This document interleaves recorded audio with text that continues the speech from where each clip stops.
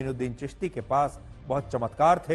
वो बहुत पहुंचे हुए सूफी थे, बहुत पहुंचे हुए सूफी संत थे। इतिहास कभी झूठ नहीं बोलता, जो सच्चाई है वो हमेशा सच्चाई रहती है। और अब मैं आपको जो कहानी बताने वाला हूं वो कहानी अजमेर शरीफ की दरगाह और ख्वाजा मोइनुद्दीन चिश्ती से जुड़ी हुई है। और आप जानते हैं कि अजमेर शरीफ की जो दरगाह है उसे मानने वाले हिंदू भी हैं, मुसलमान भी हैं, और पूरे देश में ऐसे लोगों की बहुत बड़ी संख्या है जो अजमेर शरीफ की दरगाह में जाते हैं, अपना मत्था टेकते हैं और श्रद्धा रखते हैं। पर अब मैं आपको जो कहानी बताने वाला हूं उसके लिए हमने कई पुस्तकों को पढ़ा है, उसके लिए हमने बहुत सारा रिसर्च मटेरियल पढ़ा, बहुत सारी रिसर्च निकाली। और हर बार की तरह आज भी मैं आपको कहूंगा कि मैं सोर्स आपको बता रहा हूं। आप चाहें तो उन किताबों को खरीद कर पढ़ सकते हैं बाजार से, आप चाहें तो इंटरनेट पर इन किताबों को पढ़ सकते हैं और खुद देख सकते हैं कि इनमें क्या लिखा है। इनमें एक अंश वर्ष 1989 में छपी एक पुस्तक का है जिसे ब्रिटेन की एक इतिहासकार पीएम क्यूरी ने लिखा है। वो किताब भी आज मैं अपने साथ लेकर आया हूं, देखिए उसका एक अंश है मेरे हाथ में। इस पुस्तक का नाम है the shrine and cult of Moinuddin Chishti of Ajmer. ये देखिए, और थोड़ा आपको करीब से दिखा देता हूं। आप देख पा रहे हैं, ये किताब 1989 में छपी थी और पीएम क्यूरी जो कि एक ब्रिटिश इतिहासकार हैं, उन्होंने इसे लिखा है। ये पीएम क्यूरी ना तो बीजेपी की सदस्य हैं ना कांग्रेस की सदस्य हैं। इस पुस्तक के पेज नंबर 72 पर लिखा है कि ख्वाजा मोइनुद्दीन चिश्ती भारत क्यों आए, भारत ही क्यों आए और कहीं क्यों नहीं गए, और भारत में भी उन्होंने अजमेर जाने का ही फैसला क्यों किया, इसके पीछे क्या कारण है।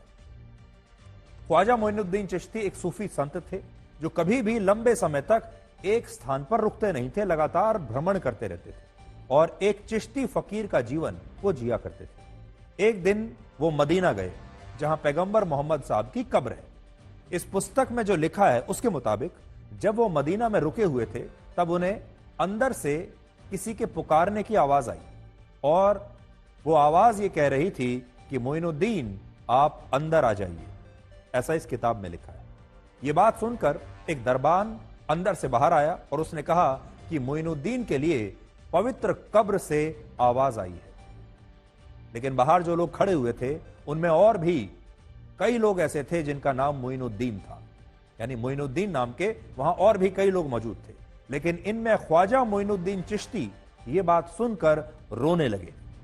उन्हें पता चल गया था कि यह चमत्कारिक आवाज उनके लिए ही आई है, उन्हीं को बुलाया जा रहा है। और इसे सुनने के बाद वो रोते हुए अंदर गए और वहां उन्हें फिर से एक आवाज आई और इस आवाज का ख्वाजा मोइनुद्दीन चिश्ती से काफी लंबा संवाद हुआ।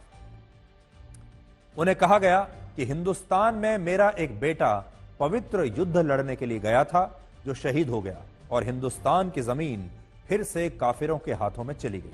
और अब ख्वाजा मोइनुद्दीन चिश्ती तुम्हें ही हिंदुस्तान के अजमेर जाना होगा और अब तुम्हारे पद चिन्हों की कृपा से हिंदुस्तान में एक बार फिर इस्लाम का परचम लहराएगा और काफिरों को सजा दी जाएगी। ऐसा इस किताब में लिखा हुआ है। यह संवाद हुआ मदीना में ख्वाजा मोइनुद्दीन चिश्ती और उस आवाज के बीच।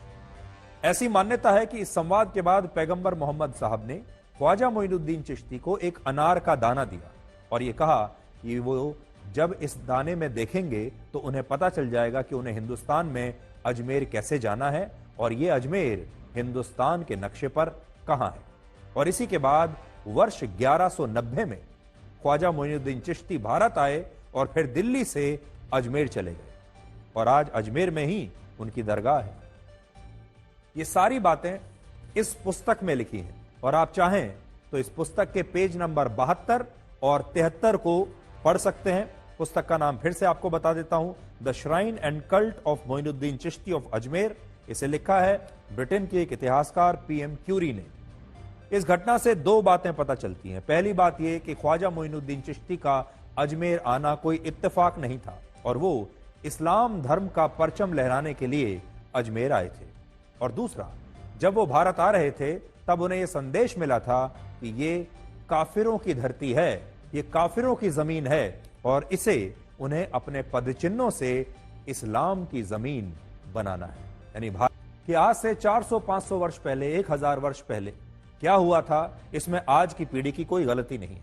ना हिंदू पक्ष की जो आज की पीढ़ी है वो कुछ कर सकती है, और ना ही जो मुस्लिम पक्ष है उसकी जो आज की पीढ़ी है उसकी कोई गलती है, क्योंकि ये काम उन्होंने नहीं किया। ये काम तो सैकड़ों हजारों वर्ष पहले कोई और करके जा चुका है।